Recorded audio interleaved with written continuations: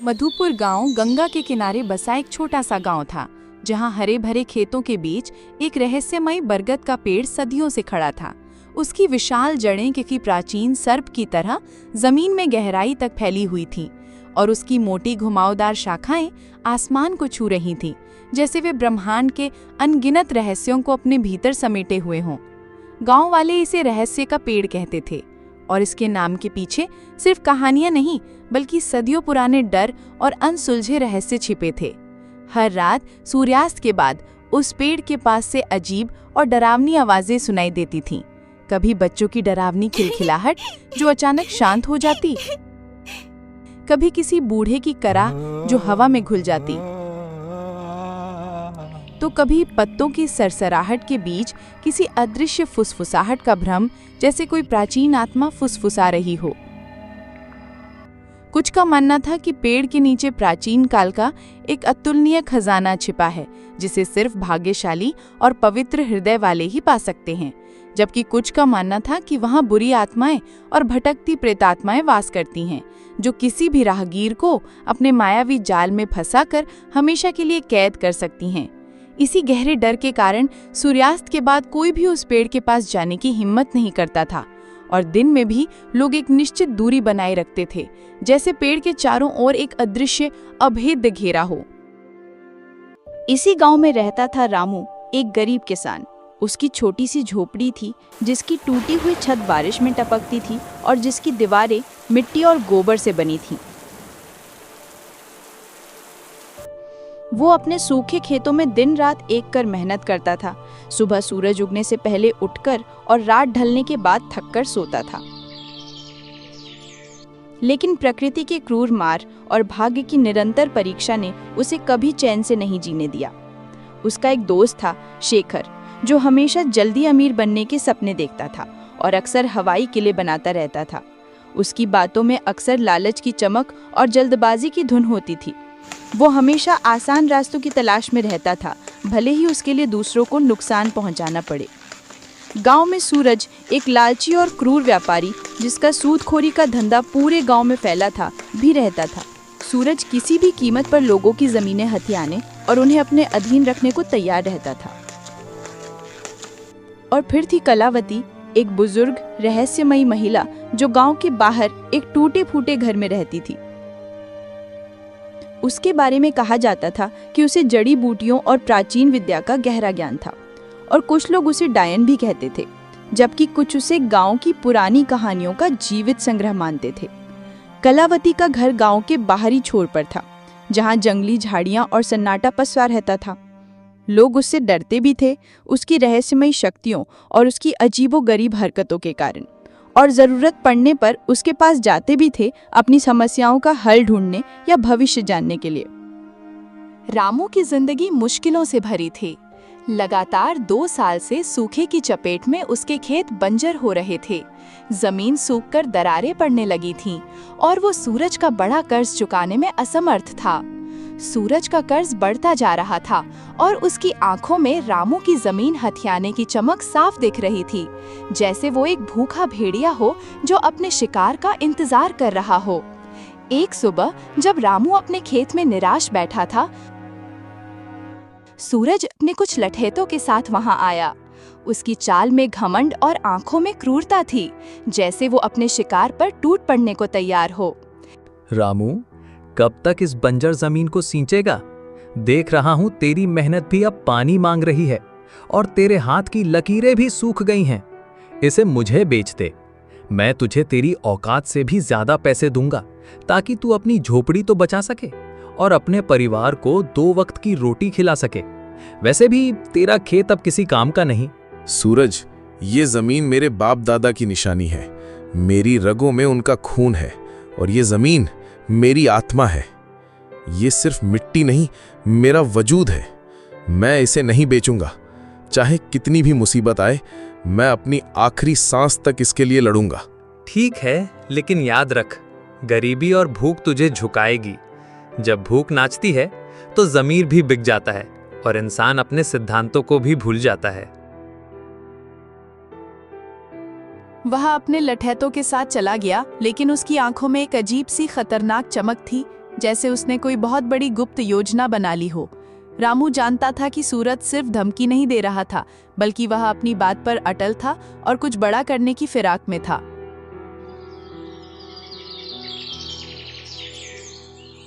उसी शाम रामू अपने दोस्त शेखर से मिलने गया।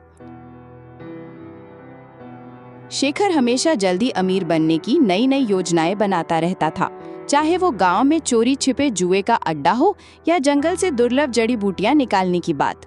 उसकी हर बात में एक छिपी हुई स्वार्थ की गंध होती थी और वो हमेशा दूसरों का फायदा उठाने के मौके तलाशता रहता था।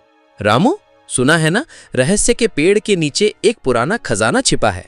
गांव वाले सदियों से यही कहते आए हैं और मुझे लगता है कि इस बार ये सच है।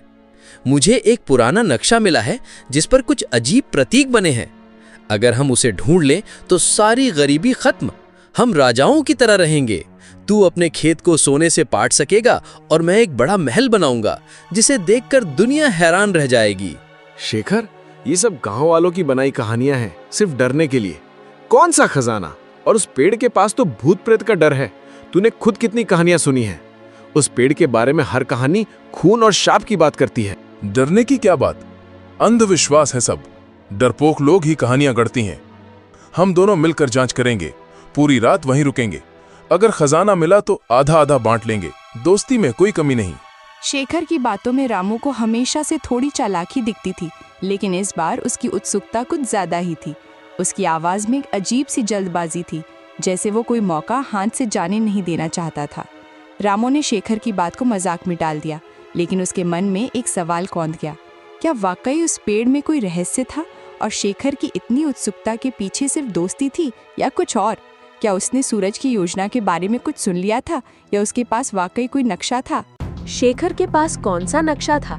क्या वो वाकई रामू का दोस्त था या उसकी अपनी कोई छिपी मंशा थी जिसे वो दोस्ती की आड़ में पूरा करना चाहता था? सूरज की चाल क्या थी? क्या वो सिर्फ जमीन चाहता था या खजाने के बारे में भी उसे कुछ पता था? क्या शेखर ने सूरज की बात सुन ली थी और वो पहले खजाना पाना चाहता था?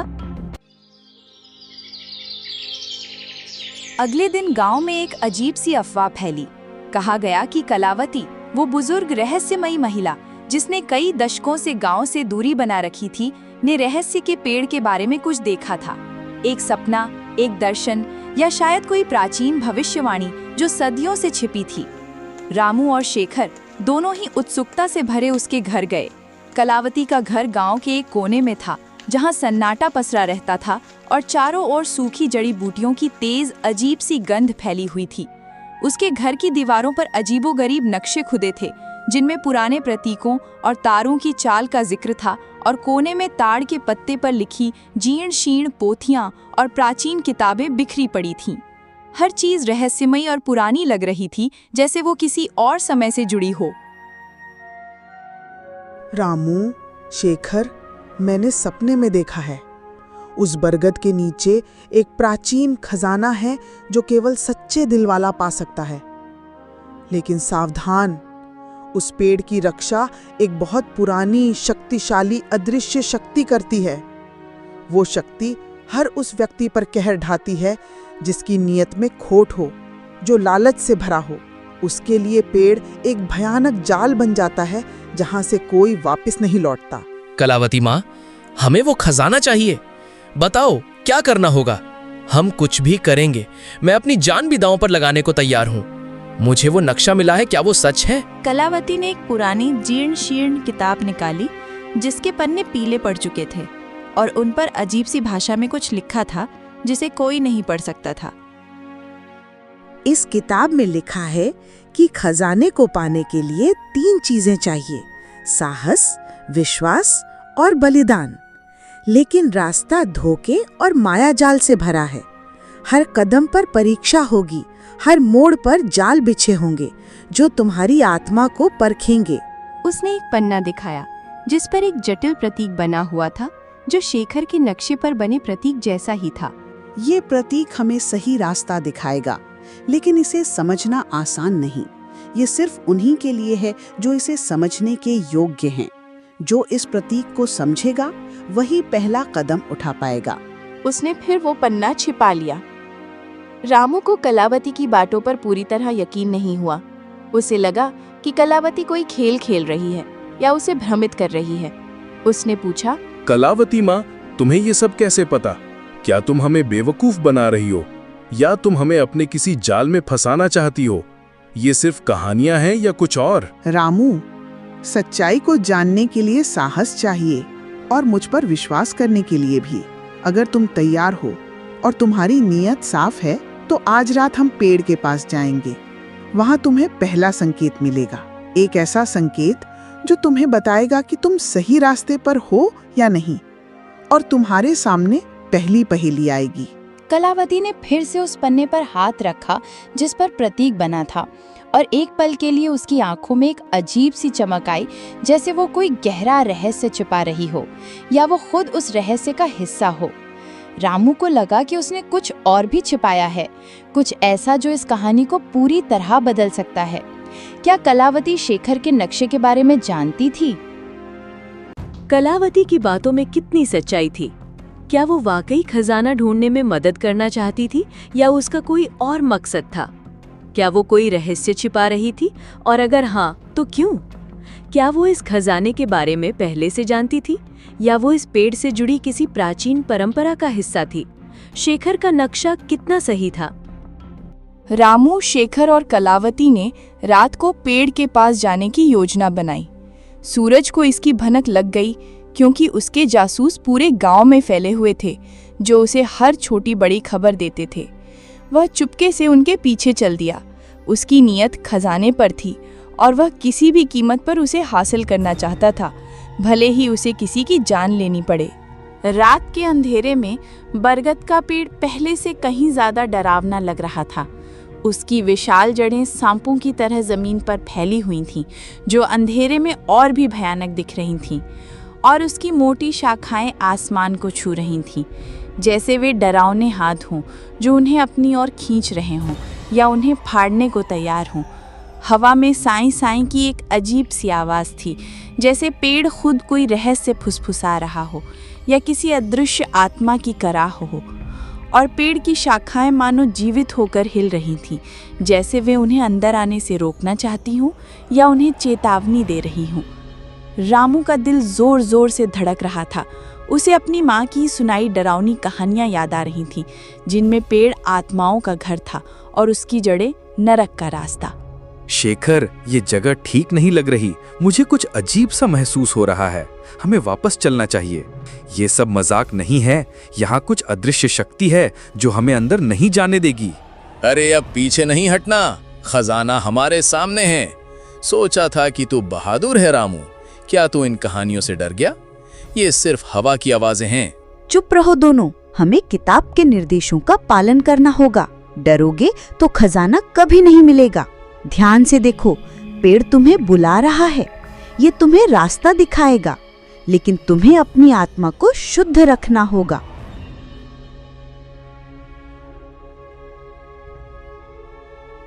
कलावती ने अपनी जीर्ण शीर्ण किताब खोली और एक पुराना जटिल मंत्र पढ़ा, जिसकी भाषा किसी को समझ नहीं आ रही थी, लेकिन उसकी गूंज दिल को कंपा रही थी।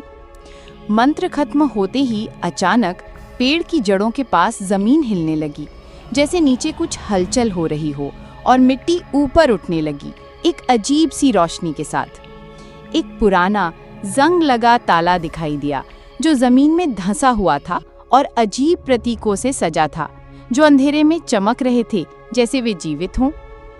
देखा रामू, मैंने कहा था ना, खजाना यही है। हम अमीर बनने वाले हैं। हम सब मुसीबतों से बाहर निकल जाएंगे। अब बस इसे खोलना है। इस ताले को खोलने के लिए 3 चीजें चाहिए, एक साहसी का खून, एक विश्वासी का आंसू और एक बलिदान।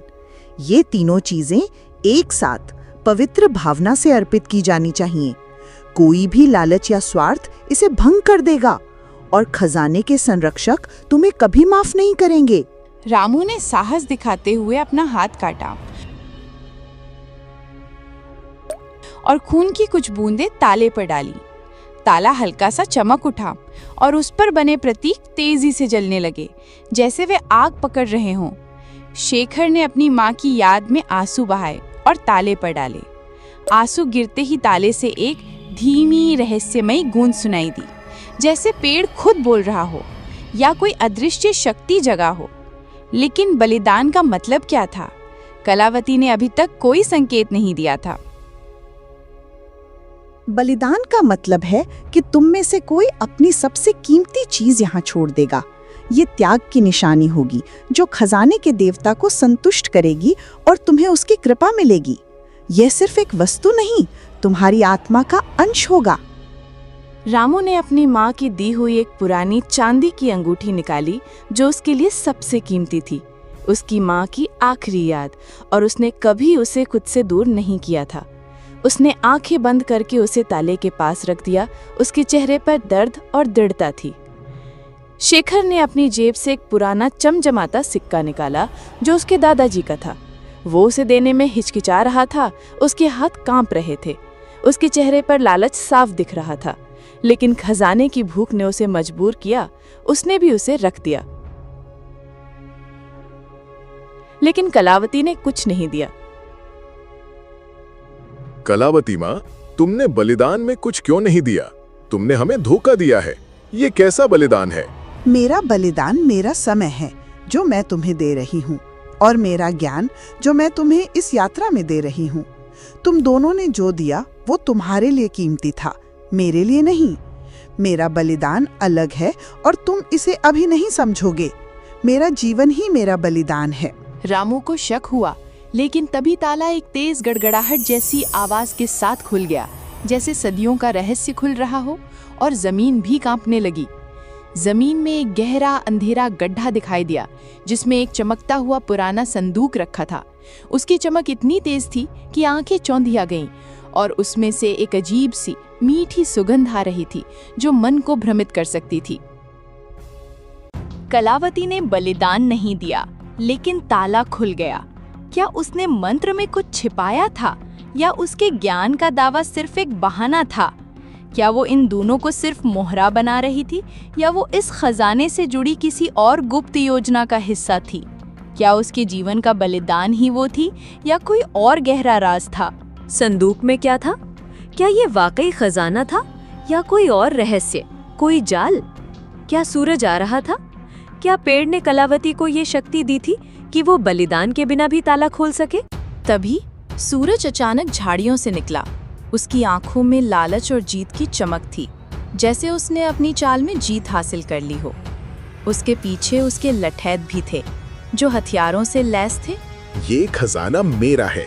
तुम सब बेवकूफ बन गए। मैंने तुम सब पर नजर रखी हुई थी। अब तुम सब यहाँ से निकलो, या तुम सब का अंजाम बहुत बुरा होगा। उसने शेखर को एक जोरदार धक्का दिया, जो संभल नहीं पाया और नीचे गिर पड़ा। उसका सिर जमीन से टकराया और वो दर्द से कराहने लगा। सूरज संदूक की ओर दौड़ा। उसकी सांसें तेज हो रही थीं और उसकी आंखों में सिर्फ धन की चमक थी।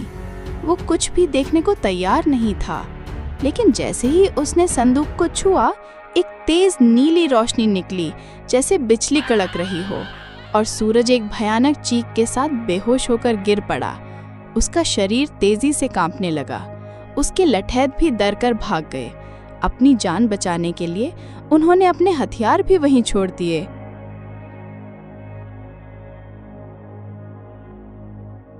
ये क्या हुआ? ये संदूक तो शापित है। ये तो भूत प्रेतों का काम है। हमें यहाँ से भागना चाहिए, नहीं तो हम भी यहीं फंस जाएंगे। मैंने कहा था ना, खजाना केवल सच्चे दिल वाला पा सकता है। सूरज का लालच उसे ले डूबा। ये सिर्फ एक चेतावनी थी जो सच्चे खजाने की ओर इशारा कर रही थी। ये संदूक केवल अयोग्य लोगों को दूर रखता है और उन्हें सबक सिखाता है। रामू ने संदूक को छूने की कोशिश की, लेकिन कलावती ने उसे रोका। रुको रामू, ये संदूक असली खजाना नहीं है। ये सिर्फ एक रक्षक है जो अयोग्य लोगों को दूर रखता है। असली खजाना पेड़ की जड़ों में और भी गहराई में छिपा है। हमें एक और परीक्षा देनी होगी, एक ऐसी परीक्षा जो तुम्हारी आत्मा की गहराई को परख लेगी और तुम्हें अपने सबसे गहरे डर का सामना करना होगा। सूरज ने चुपके से पीछा किया और खजाने पर कब्जा करने की कोशिश की, लेकिन वह खुद धोखे का शिकार हो गया। यह संदूक सिर्फ एक जाल था, एक परीक्षण जो लालचियों को दूर रखता था और उन्हें एक गहरा सबक सिखाता था। असली खजाना क्या था? कलावती को ये सब कैसे पता था? क्या वो पेड़ की रक्षा करने वाली शक्ति का हिस्सा थी या वो खुद कोई गुप्त ज्ञान रखती थी? अगला परीक्षण क्या था और क्या रामू उसे पास कर पाएगा? क्या उस संदूक में कोई और रहस्य छिपा था? कलावती ने अपनी जीर्ण शीर्ण किताब से एक और मंत्र पढ़ा जो पहले वाले से भी ज्यादा जटिल और पुराना था, और उसकी आवाज में एक अजीब सी गूंज थी। मंत्र खत्म होते ही पेड़ की जड़ों से एक छोटा सा चमकीला पौधा निकला जिसके फूल सुनहरे थे और उनसे एक दिव्य मनमोहक सुगंध आ रही थी जो मन को शांत कर रही थी। ये फूल सामान्य फूलों से बिल्कुल अलग थे। वे हवा में तैर रहे थे जैसे वे इस दुनिया के न हों, और उनकी चमक अंधेरे में रास्ता दिखा रही थी जैसे वे स्वयं प्रकाश हों। ये फूल अमर हैं। इन्हें बेचकर तुम अपनी गरीबी खत्म कर सकते हो, लेकिन केवल वही इन्हें ले सकता है जिसका दिल साफ हो और जिसमें कोई लालच ना हो। जो इन्हें लालच से छुएगा वो इन्हें खो देगा और उसे कभी सुख नहीं मिलेगा, बल्कि उसे भयानक परिणाम भुगतने पड़ेंगे। रामू ने एक फूल उठाया और उसे शांति और खुशी महसूस हुई। फूल उसके हाथ में चमकने लगा और उसकी चमक रामू के चेहरे पर एक अजीब सी रोशनी ला रही थी, जैसे वह स्वयं प्रकाशित हो गया हो। शेखर ने भी एक फूल लिया, लेकिन उसका फूल उसके हाथ में आते ही मुरझा गया और फिर धूल में बदल गया। शेखर के चेहरे पर निराशा और क्रोध साफ दिख रहा था और उसकी आंखों में भयानक दर्द था। ये क्या हुआ? मेरा फूल क्यों मुरझा गया? कलावती माँ, तूने मुझसे झूठ कहा है। तू हमें बेवकूफ बना रही है। लालच और धोखा तुम्हें कभी सुख नहीं देगा शेखर। ये फूल केवल उन्हीं के लिए हैं जो निस्वार्थ हैं और जिनकी आत्मा शुद्ध है। तुम्हारी आत्मा में लालच भरा है, इसलिए ये फूल तुम्हें स्वीकार नहीं करते, बल्कि तुम्हें अस्वीकार करते हैं। कलावती माँ, तुम्हें ये सब कैसे पता? और तुमने बलिदान क्यों नहीं दिया? तुम कौन हो? क्या तुम इस पेड़ की रखवाली करती हो? रामू, मैंने तुम्हें रास्ता दिखाया। मेरा बलिदान मेरी सच्चाई थी। मेरा विश्वास था कि तुम इसे ढूंढ सकते हो, और तुम में वो सच्चाई थी।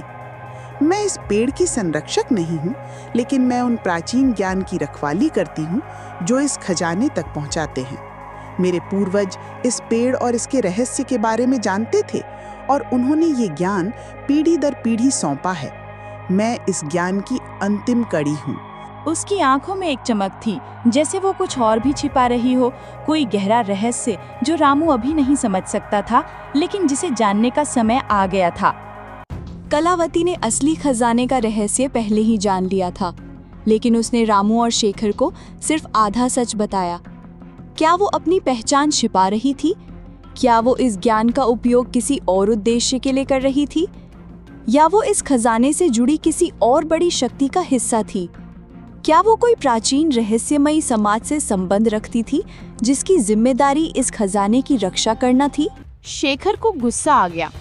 उसने सोचा कि कलावती उसे बेवकूफ बना रही है और वह अकेला ही सारे फूल हड़पना चाहती है। उसने रामू से कहा, रामू, ये कलावती माँ हमें बेवकूफ बना रही है। सारा खजाना वो खुद लेना चाहती है। ये सब उसका नाटक है। हमें यहाँ से भागना चाहिए। शेखर ने कलावती पर हमला करने की कोशिश की। उसकी आंखों में गुस्सा और लालच साफ दिख रहा था। वो तलवार की तरह कलावती की ओर लपका, लेकिन तभी पेड़ की शाखाएं तेजी से हिलने लगी और एक अजीब सी डरावनी आवाज गूंजी, जैसे पेड़ खुद बोल रहा हो या किसी अदृश्य शक्ति ने आवाज दी हो जो शेखर को चेतावनी दे रही थी। शेखर डर के मारे पीछे हट गया। उसका शरीर कांप रहा था और उसके हाथों से तलवार छूट गई, जैसे वो जल रही हो। शेखर, तू मेरा दोस्त है, फिर भी तुझ में इतना लालच है। कलावती माँ सही कह रही है, खजाना सच्चाई का है, लालच का नहीं। तूने मेरी दोस्ती का भी अपमान किया है और अब इस पवित्र स्थान को भी अपवित्र कर रहा है। शेखर ने अपनी गलती मानी, लेकिन उसकी आंखों में लालच अभी भी था, एक ऐसी भूख जो मिटने का नाम नहीं ले रही थी, जैसे वो उसके खून में समा गई हो। उसने चुपके से एक और सुनहरा फूल तोड़ने की कोशिश की, इस बार और तेजी से। उसने सोचा कि कोई उसे देख नहीं रहा। उसने फूल तोड़ लिया और भागने की कोशिश की, लेकिन जैसे ही वो गांव की ओर भागा, फूल उसके हाथ में जलने लगा और फिर राख में बदल गया। एक अजीब सी ऊर्जा ने उसे पीछे धकेला और वो जमीन पर गिर पड़ा। उसके शरीर में भयानक दर्द होने लगा और उसे लगा कि उसकी आत्मा जल रही है। शेखर ने रामू और कलावती को धोखा देने की कोशिश की, लेकिन उसका लालच उसे ले डूबा। पेड़ ने खुद उसे सजा दी, ये दिखाते हुए कि प्रकृति कभी लालच का साथ नहीं देती और उसके नियम बहुत कठोर होते हैं। क्या शेखर फिर से कोई साजिश रचेगा? क्या पेड़ की शक्ति उसे सबक सिखाएगी या उसे हमेशा के लिए बांध लेगी? क्या सूरज के लठैट वापस आएंगे और इस बार उनका क्या इरादा होगा? पेड़ का क्रोध कितना भयानक हो सकता है। जैसे ही शेखर जमीन पर पड़ा था, दर्द से कराह रहा था। सूरज, जो अभी भी बेहोश पड़ा था, धीरे धीरे उठने लगा। उसकी आंखों में बदला लेने की आग थी, जो पहले से कहीं ज्यादा भयंकर थी, और उसके चेहरे पर एक भयानक मुस्कान थी। उसने रामू को देखा, जिसके पास अभी भी चमकीला सुनहरा फूल था, और उसकी आंखों में ईर्ष्या साफ झलक रही थी। तो ये है असली खजाना, मैं इसे नहीं छोड़ूंगा, ये मेरा है, अब कोई मुझे रोक नहीं पाएगा। उसने रामू पर हमला किया। उसके हाथों में पत्थर था, वह रामू को मारना चाहता था, लेकिन इस बार कलावती तेजी से आगे आई। उसकी चाल में एक अजीब सी फुर्ती थी, जैसे वो हवा में तैर रही हो। उसने एक और मंत्र पढ़ा और पेड़ से कुछ विशाल जड़ें निकली, जिन्होंने सूरज को जकड़ लिया, जैसे वे उसे निगलने को तैयार हों, और उसकी चीखें हवा में गूंजने लगी। सूरज चीखने लगा, उसकी आवाज जंगल में गूंजी, लेकिन वह हिल नहीं पा रहा था। लालच तुम्हें हमेशा अंधेरे की ओर ले जाएगा सूरज। ये पेड़ तुम्हें तब तक नहीं छोड़ेगा जब तक तुम अपने पापों का प्रायश्चित नहीं कर लेते और अपनी नीयत साफ नहीं कर लेते। प्रकृति कभी अन्याय का साथ नहीं देती और वो अपने संरक्षकों की रक्षा करती है। रामू ने सूरज को देखा और उसे दया आ गई। उसने कलावती से कहा, कलावती माँ, इसे छोड़ दो, इसे एक मौका दो, शायद ये अपनी गलती समझ जाए और सही रास्ते पर लौट आए। कलावती ने अपनी आंखें बंद की और जड़ें धीरे धीरे ढीली पड़ गईं। सूरज उठा, उसका चेहरा पीला पड़ गया था और उसकी आंखों में डर और पछतावा था। वो जानता था कि उसने क्या खो दिया था और पेड़ ने उसे क्या सबक सिखाया था। वो बिना एक शब्द कहे भागा। उसकी परछाई अंधेरे में खो गई, जैसे वो कभी था ही नहीं। क्या सूरज सच में बदल गया था या वो फिर से कोई चाल चलेगा? क्या ये खजाना रामू के जीवन में शांति लाएगा या और मुश्किलें? क्या कलावती अब अपना अंतिम रहस्य उजागर करेगी और क्या उसके जाने का समय आ गया था? जैसे ही सूरज भागा, कलावती रामू की ओर मुड़ी। उसकी आंखों में अब कोई रहस्य नहीं था, बल्कि एक गहरी शांति और ज्ञान था, जैसे उसने अपना जीवन भर का कर्तव्य पूरा कर लिया हो। उसके चेहरे पर एक अजीब सी चमक थी, जो पहले कभी नहीं दिखी थी। रामू, अब समय आ गया है कि मैं तुम्हें अपना अंतिम रहस्य बताऊं। मैं सिर्फ एक जड़ी बूटी बेचने वाली रहस्यमयी बुजुर्ग महिला नहीं हूं। मैं इस बरगद के पेड़ के प्राचीन संरक्षकों में से एक हूं। मेरे पूर्वज सदियों से इस खजाने और इसकी शक्ति की रक्षा करते आए हैं। ये खजाना सिर्फ भौतिक धन नहीं है, बल्कि ये जीवन का संतुलन है, प्रकृति की शक्ति का प्रतीक। ये सुनहरे फूल सिर्फ धन नहीं देते, बल्कि ये शुद्ध ऊर्जा हैं, जो धरती को उर्वर बनाती हैं और दिलों को शुद्ध करती हैं। ये पेड़ सिर्फ एक पेड़ नहीं, बल्कि प्रकृति की आत्मा है, और इसका खजाना उसकी जीवनदायिनी शक्ति। तो तुम पहले से ये सब जानती थी और तुम यहाँ क्यों रुकी थी? हाँ रामू, मैंने तुम्हें और शेखर को इसलिए लाया क्योंकि मैं जानना चाहती थी कि तुम में से कौन सच्चा है और कौन इस खजाने का हकदार है। शेखर के लालच ने उसे भटका दिया और उसे अपनी गलतियों से सीखना होगा। सूरज की क्रूरता ने उसे दूर कर दिया, लेकिन उसे भी सबक मिल गया। लेकिन तुमने अपनी सच्चाई, दया और निस्वार्थ भाव से खुद को साबित किया। तुम ही इस खजाने के वास्तविक उत्तराधिकारी हो। उसने एक और फूल रामू को दिया। ये फूल अनंत हैं, जब तक इनका उपयोग अच्छे के लिए किया जाएगा। जब तुम इन्हें बेचोगे, तो ये तुम